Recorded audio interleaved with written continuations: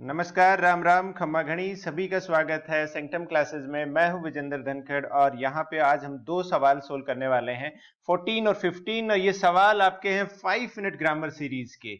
एक आसान है, एक थोड़ा सा टफ है। और आसान जो सवाल है उसमें भी एक अच्छा कंसेप्ट हम लोग सीखने वाले हैं। तो चलिए शुरुआत करते हैं 14 नंबर वाले सवाल से। पहले सवाल को समझते हैं। सवाल अगर समझ आ जाता है तो आधा काम वैसे ही हो जाता है नॉर्मल लाइफ में, लेकिन इंग्लिश में सवाल समझ आ जाए तो आपका 90% काम हो जाता है। There is not many rice left, कि बहुत ज्यादा चावल नहीं बचे हैं। मैनी राइस, ऐसे चावल गिनते थोड़ी हैं हम लोग। इन द हाउस, घर के अंदर। So we must replenish. Replenish करने का मतलब होता है बेटा, जो चीज खाली हो गई हो उसे फिर से भरना। जैसे आप चाय पी रहे हो और आपका गिलास खाली हो जाए और आप कहो कि भाई इसको रिप्लेनिश कर दो, इसका मतलब ये होगा कि सामने वाला आपको चाय का गिलास फिर से एक बार फिल कर देता है। तो रिप्लेनिश करने का मतलब होता है टू रीफिल। फिल करना नहीं बेटा, रिफिल करना होता है। और इसके साथ एग्जाम में एक बेहद जरूरी बात जो आपको याद रखनी है वो ये है कि कभी कभार अगर रिप्लेनिश के साथ प्रीपोजिशन आए तो विद आती है, और यही प्रीपोजिशन किसके साथ आती है? फिल के साथ भी आती है। Fill with something, replenish with something. तो ये एक अच्छा कंसेप्ट था जो मैं आपको बताने वाला था। और सवाल का आंसर आप लोग समझ ही गए होंगे कि हम मैनी का प्रयोग करते हैं उन चीजों के साथ, उन नाउन के साथ जिन्हें हम गिन सकते हैं। राइस को गिन तो सकते हैं, लेकिन आप कहोगे कि बाजार जाते हैं तो ऐसा थोड़ी कहते हैं कि भाई 5,000 राइस ले आ, 10,000 राइस ले आ। 1 किलो या 2 किलो ही तो कहते हैं। गिनने वाली चीज है पर नहीं गिनते हैं, और नहीं गिनते हैं तो इसे अनकाउंटेबल सेंस में यूज करते हैं। किस सेंस में यूज करते हैं बेटा?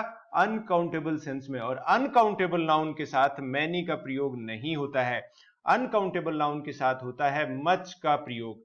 मैनी का प्रयोग हम लोग करते हैं गिनने वाली चीजों के साथ। जैसे अपने पास आप लोग तैयारी अच्छी करते हो तो कई नौकरियां लगते हो तो मैनी जॉब्स, और उससे पहले किताबें पढ़ते हो, सैकड़ों किताबें पढ़ते हो तो हम लोग क्या बोलेंगे? Many books.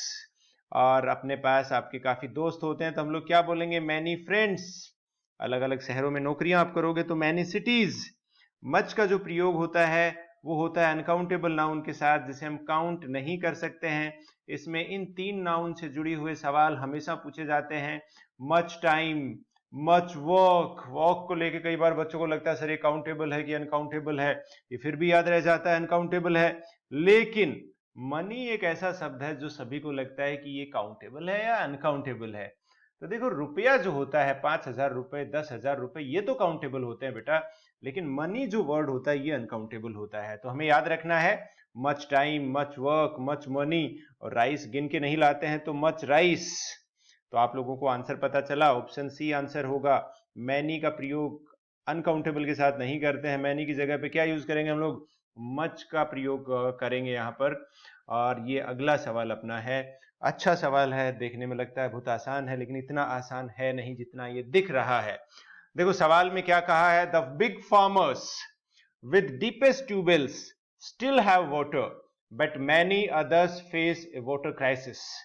कि जो बड़े किसान हैं जिनके पास गहरे ट्यूबवेल हैं उनमें अभी भी पानी है, लेकिन बहुत सारे किसान ऐसे हैं, दूसरे किसान, बड़े के अलावा फिर छोटे किसान, जो पानी की समस्या का सामना कर रहे हैं। भाई किसान ही क्यों, हर कोई पानी की समस्या का सामना कर रहा है। मैं तो आज अखबार पढ़ रहा था और उसमें लिखा था कि गंदा पानी आ रहा है और इससे जो पानी के टैंकर सप्लाई कर रहे हैं उनकी चांदी हो रही है। तो चांदी होना ही जीवन का असली उद्देश्य होना चाहिए। सवाल अपना ये है कि बेटा इसमें सुपरलेटिव डिग्री दी है। बात किस चीज की कर रहे हैं? बड़े किसानों और छोटे किसानों की दी है सुपरलेटिव डिग्री। और सुपरलेटिव डिग्री में गलत क्या दिया है कि सुपरलेटिव डिग्री जो सबसे अच्छी या सबसे बुरी, टॉप क्वालिटी जो होती है, उसमें हमें याद रखना होता है कि उससे पहले हम लोग किसका प्रयोग करते हैं? आर्टिकल द का। हमेशा एक दो ऑप्शन होते हैं जहां पे नहीं होता है। अगर सवाल आएगा तो मैं बताऊंगा आपको, जुड़े रहिए। तो सुपरलेटिव डिग्री से पहले हमेशा दे आता है। यहां पे सुपरलेटिव डिग्री तो आया है लेकिन आर्टिकल नहीं आया है, ये नहीं आएगा। यहां पे भी सुपरलेटिव डिग्री आई है लेकिन आर्टिकल नहीं आया, तो ये ऑप्शन भी नहीं होगा। अब हम लोग बात कर रहे हैं यहाँ पे दो तरह के किसानों की, बड़े किसानों की और छोटे किसानों की। बड़े किसान जिनके पास ज्यादा गहरे कुएं हैं। किन से ज्यादा गहरे? छोटे किसानों से। तो यहां पे क्या हो रही है? तुलना। अगर तुलना हो रही है, कंपैरिजन हो रहा है, तो कौन सी डिग्री आएगी? कंपैरेटिव डिग्री, हालांकि सुपरलेटिव डिग्री में भी तुलना ही होती है, लेकिन वो 2 से ज्यादा की होती है और सबसे अच्छी या सबसे बुरी या टॉप क्वालिटी की बात होती है। लेकिन जब कंपैरेटिव डिग्री, जब केवल 2 ही लोगों की तुलना हो, तो कंपैरेटिव डिग्री का प्रयोग हम लोग करते हैं, जो कहां पे दिया है, डीपर के साथ दिया है। और इसमें साथ ही साथ आप लोग एक और तरीके से सवाल को सोल्व कर सकते थे कि बड़े किसान जिनके पास कुएं हैं, गहरे कुएं हैं, ज्यादा गहरे कुएं हैं, और वो जो किसान हैं उनके पास, तो पास ओनरशिप दर्शाने के लिए हम लोग किसका प्रयोग करते हैं बेटा, विद का प्रयोग करते हैं। इन या थ्रू प्रीपोजिशन नहीं आती है।